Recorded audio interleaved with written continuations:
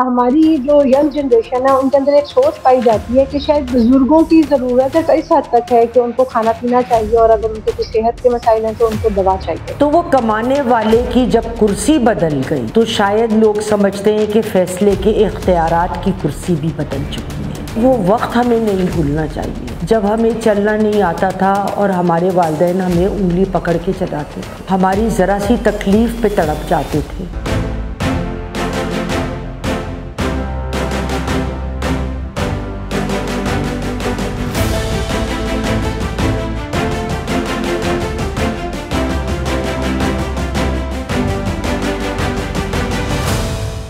अस्सलाम वालेकुम नाज़रीन, प्रोग्राम यास्मीन की बैठक के साथ मैं हूं आपकी मेज़बान अफीफा राव और मेरे साथ मौजूद है मैडम यास्मीन आफ्ताब अली साहिबा। अस्सलाम वालेकुम मैम। वालेकुम अस्सलाम अफीफा। मैम, आज जिस टॉपिक पे मैं आपसे बात करना चाहूंगी वो शायद हर घर का मसला है, क्योंकि हमारी पाकिस्तान जैसी सोसाइटी में आपको पता है कि हमारे घर में बुजुर्ग जो है वो अल्लाह का शुक्र है कि हर एक घर में जो है ना कोई बुजुर्ग मौजूद होते हैं। लेकिन मैंने देखा है कि हमारी जो यंग जनरेशन है उनके अंदर एक सोच पाई जाती है कि शायद बुजुर्गों की जरूरत सिर्फ इस हद तक है कि उनको खाना पीना चाहिए और अगर उनके कुछ सेहत के मसाइल हैं तो उनको दवा चाहिए। तो आप इस बात से किस हद तक इत्तेफाक करती हैं? क्या इसके अलावा उनकी कोई जरूरत नहीं होती, या उनकी कौन कौन सी ऐसी जरूरियात है जिनका नई नस्ल को जो है वो ख्याल रखना चाहिए? अब मुझे नहीं मालूम अफीफ़ा के नई नस्ल से आपका क्या मुराद है, क्योंकि मेरी वालदा भी अल्हम्दुलिल्लाह हयात हैं और मेरे साथ रहती हैं और मैं नई नस्ल तो बिल्कुल भी नहीं हूँ। लेकिन जो भी जिस जगह पे खड़ा है उसको बहुत सारी चीज़ें देखनी चाहिए। मैं दो तीन सिचुएशंस को आपके सवाल के तनाज़ुर में पेश करूँगी। सबसे पहले तो अफीफ़ा ये है कि हम बुज़ुर्गों को ना स्टीरियोटाइप कर देते हैं। जैसे अगर कोई किसी के बच्चे बड़े हो गए हैं और शादीशुदा खसूसन हो गए, या बड़ा बेटा है कमाना शुरू हो गया है। अब बाज़ घरों में या ज़मींदारा बैकग्राउंड होता है या मुख्तलिफ़ कुछ बैकग्राउंड्स में ज़रा कम उम्री में शादी का रिवाज होता है, तो आपकी अपनी उम्र उतनी नहीं होती जितने आपके बच्चे बड़े हो जाते हैं, है ना। मगर हम तमाम पेरेंट्स को एक कैटेगरी में रख देते हैं कि अब उनको घर के कामों से फारिग हो जाना चाहिए, घर के मामलात से। अगर बेटा कमा रहा है तो वो कमाने वाले की जब कुर्सी बदल गई तो शायद लोग समझते हैं कि फ़ैसले के इख्तियारात की कुर्सी भी बदल चुकी है। और ये चीज़ अफीफ़ा मैंने अमूमन देखा जहाँ पे माँ बाप ऐसी पोजीशन में हो जहाँ वो प्राइवेट इदारे में कोई वालिद काम करते रहें, कोई ख़ास पेंशन नहीं आ रही, या पेंशन आ रही है तो वो भी इतनी ज़्यादा नहीं है, और ज़्यादातर कमाई का बोझ बेटा या बहू दोनों मिलके या एक दो लोग दूसरे अफराद का पूरा कर रहे हैं, तो उनकी हैसियत बड़ी सानवी सी हो जाती है। और ये ख़ुद एक बड़ी ट्रॉमेटिक बात है अफीफ़ा। देखो, एक ख़ातून जिनको आदत है कि वो कुछ अरसे पहले उस घर की मालकन थी, उसके मियाँ ने अपनी मेहनत की कमाई से वो घर बनाया, हाँ, और एक दिन अचानक ओवरनाइट वो एक जिसको कहते हैं ना डुआगर क्वीन, फालतू पुर्जा, वो हमारे अब्बा कहा करते थे बाज़ पोजीशंस ऐसी होती हैं कि जहाँ आपकी प्रमोशन हो जाती है मगर जो एक्चुअल आपका इख्तियारात है वो ले लिए जाते हैं, जो कॉर्पोरेट वर्ल्ड में कहा जाता है बीइंग किक्ड अपस्टेयर्स। तो ये हम वो करते हैं इनके साथ।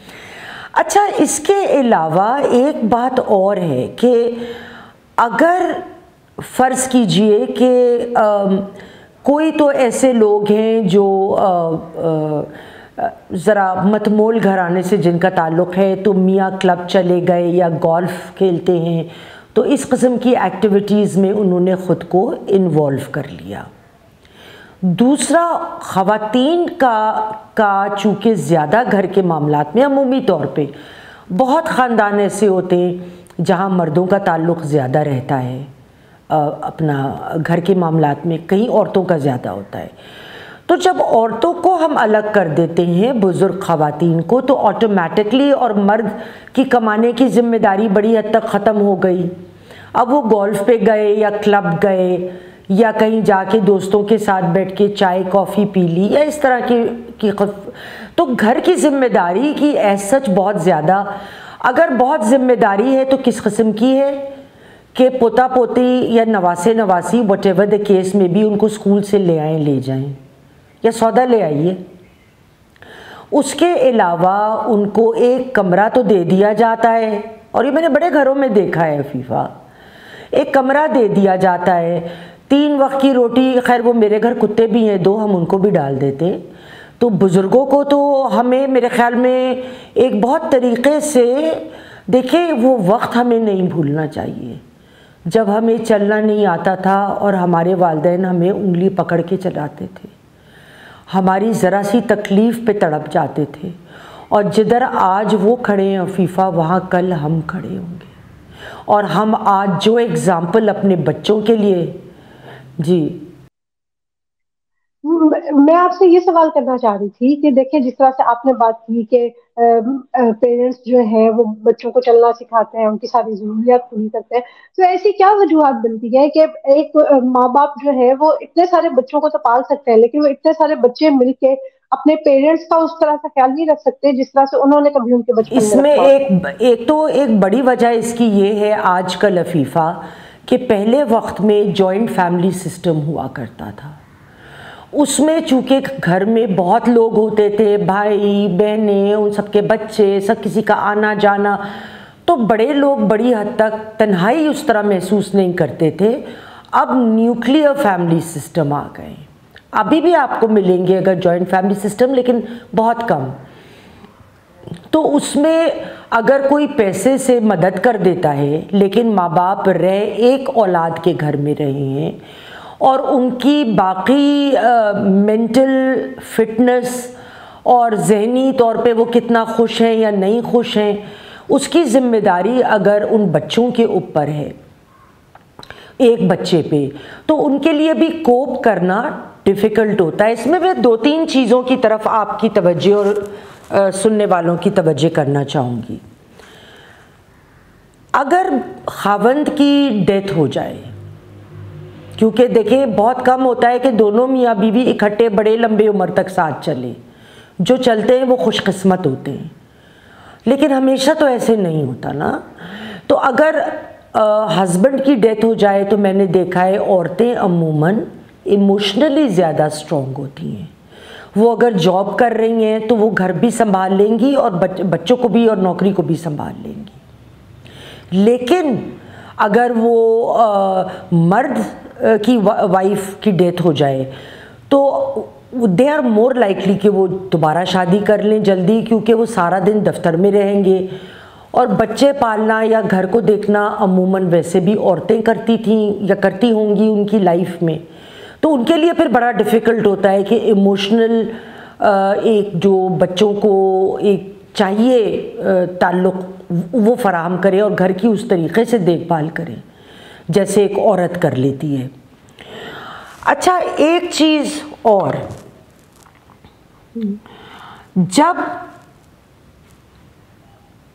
बाज़ दफ़ा जैसे मैंने कहा कि औरतें अपनी ज़िम्मेदारी बच्चों की तरफ से पूरा कर लेती हैं या मर्द पूरा कर लेता है, उसकी वाइफ नहीं है।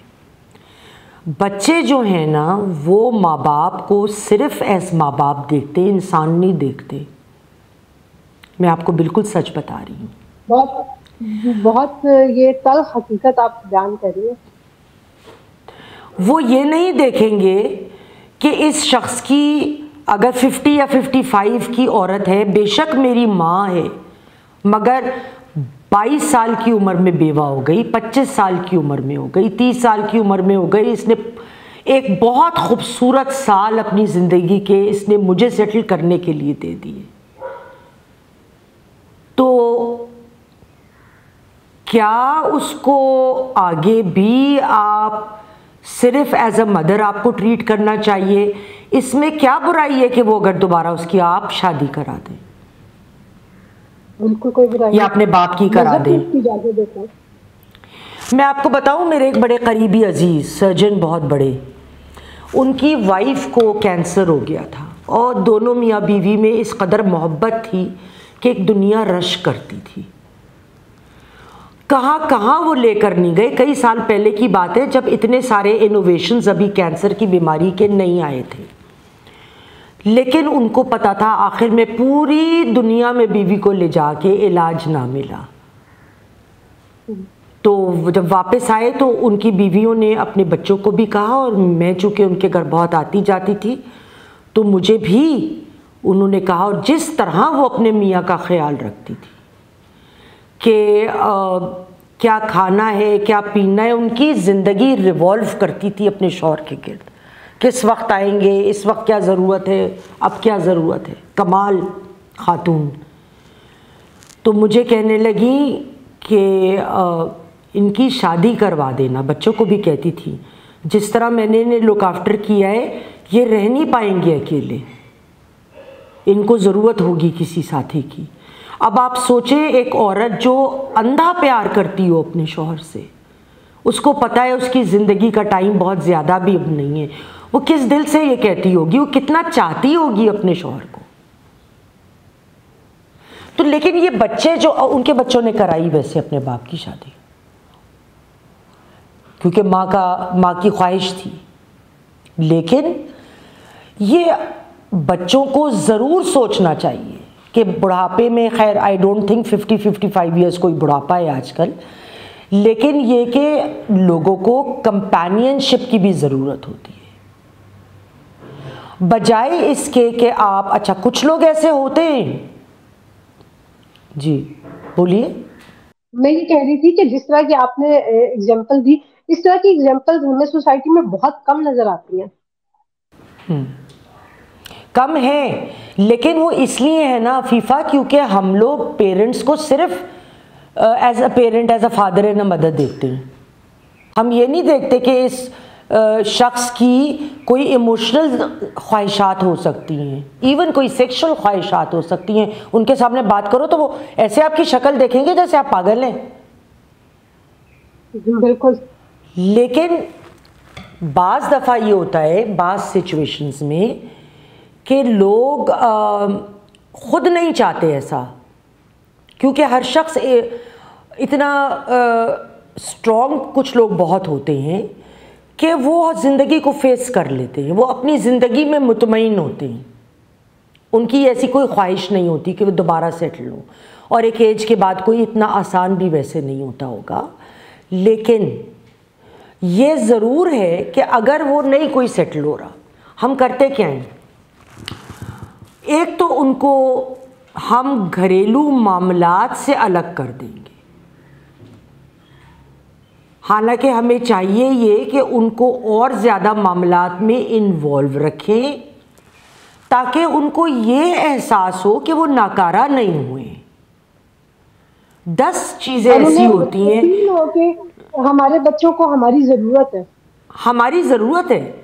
चाहे वो कोई घर का काम है, अगर ख़ुद भी आप कहीं जा रही हैं और सास घर पे हैं या इवन ससुर घर पे हैं, उनसे रिलेशनशिप बच्चों का अच्छा बनवाएं, एक एतमाद और मोहब्बत का रिश्ता, बजाय बच्चों को अलग रखने के उनसे। उससे ये होगा कि आप कहीं जा रही हैं, उनको किसी भी सुपरवाइजरी रोल में कि अम्मा देखिए ये ट्यूटर ने आना है और ये हम इसको ज़रा पढ़ाई कर रही है, ज़रा देखती रहिएगा, बच्चे यहाँ पढ़ रहे होंगे, या मेड ने फला काम कर लिया या नहीं कर लिया। अच्छा, एक आखिरी पॉइंट, चूँकि प्रोग्राम का वक्त ख़त्म हो चुका है तो मैं बहुत जल्दी से कह दूँ कि हम लोगों को अपने अपने माहौल में, क्योंकि हर घर का माहौल अफीफ़ा फ़र्क होता है, अपने अपने माहौल में हमें ये देखने की ज़रूरत है कि किसका माहौल कैसा है और किधर हम एक बुज़ुर्ग के लिए एक ऐसी सिचुएशन जो उनको पसंद हो, जो वो ख्वाहिश रखते हो करने की, हर एक का इंटरेस्ट होता है ना अपना, कि हम उनके लिए क्या माहौल क्रिएट करके दें कि वो जो है वो इन्वॉल्व्ड फील करें अपने घर में। ये बहुत ज़रूरी है। आज के इस व्लॉग के साथ और इस लेसन के साथ जो है मैं आपसे इजाजत चाहूंगी। वीडियो आपको पसंद आई हो तो लाइक और शेयर जरूर कीजिएगा। कमेंट सेक्शन में हमें अपनी राय से आगाह कीजिएगा। Until the next time, Allah Hafiz.